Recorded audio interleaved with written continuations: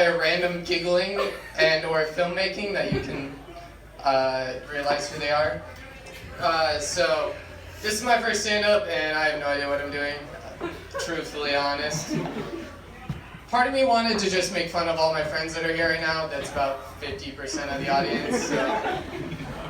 But I thought that would be too easy, and I could go on for hours, and nobody wants to hear that.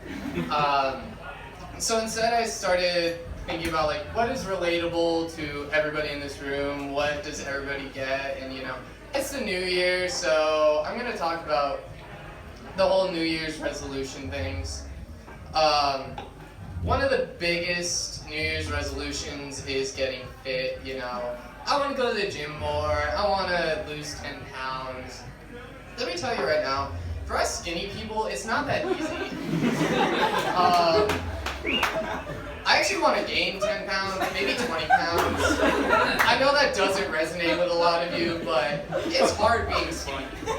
All of you want to be like, you know, 28 waist and like 32 jeans. That doesn't exist. As somebody who actually fits those dimensions, I have to scour the entire CrossCase Mall just to find one pair of jeans. And even then it doesn't fit me right. Also, as a skinny person, you have to always get bitch sheet. And you know, that might be okay for like, oh, I'm gonna go from Albany to Troy, or Albany to Schenectady, whatever.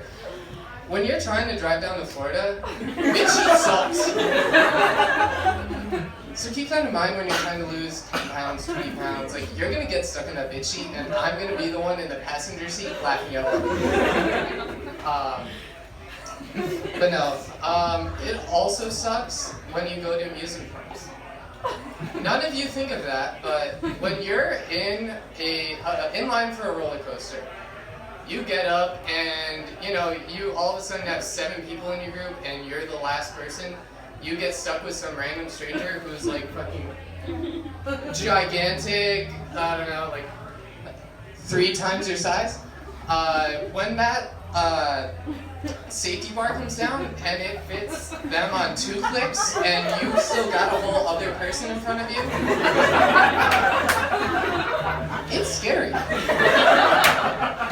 People think I'm afraid of heights. People think that I don't want to go on roller coasters because I'm afraid of heights. No, it's because roller coasters are not designed for skinny people. It sucks. Something else I want to do in 2020 is start dating a little bit more. Right? Nobody wants to be single by the end of the world. No.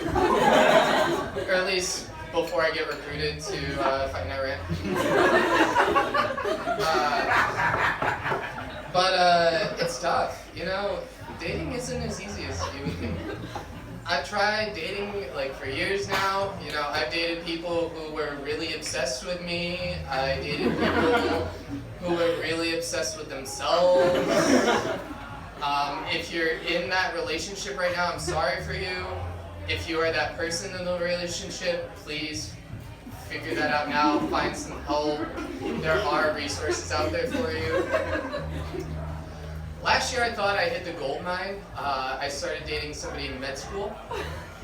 I was like, oh, like, date them early before they start getting a doctor. You know? Like, fuck a 401k, that's my retirement plan. And everything was working out great until, you know, they hit that psych unit. Because then they start to realize, like, oh, Chris, like, you might be like a little bit clingy, like you might be an alcoholic. I'm like, it took you 3 months to realize that? Are you sure you still want to be a doctor? Needless to say, that relationship didn't last long. The last thing that I want to do in like 2020, you know, try and be a good person. I want to go visit my family more. I grew up in Binghamton, New York. If anybody knows that. Bingo! Exactly. If you don't know it, there's no point in knowing it. I'm gonna be honest. There's like 3 bars there. None of them are good.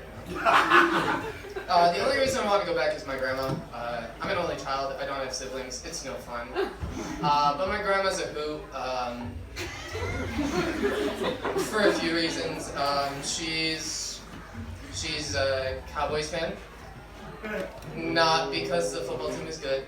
Not because she's a fan of any player, but because they are the whitest team in the NFL.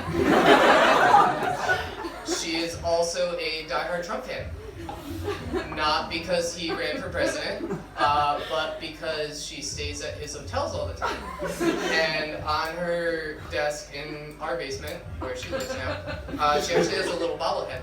And so anytime he does anything remotely newsworthy, she just parades around the house shaking his bobblehead like, look what he did, look what he did. So it's always a good time to be around my grandma. Always lightens the mood of, I don't know, World War III. She has no idea what's going on anyway. Anyway, thank you guys so much for being a part of my birthday.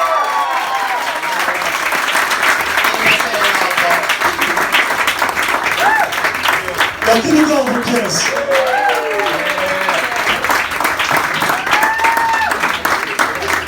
No, Chris, really, this is your first time? Yeah. Wow, this is way better than the first. Wow. Shit, yeah. Look at you, motherfucker, you already got a fan base. You paid. Oh, man. I didn't realize there was a benefit to being 37 until Chris just mentioned the draft, and I was like, yes! What's up, guys? How are we doing?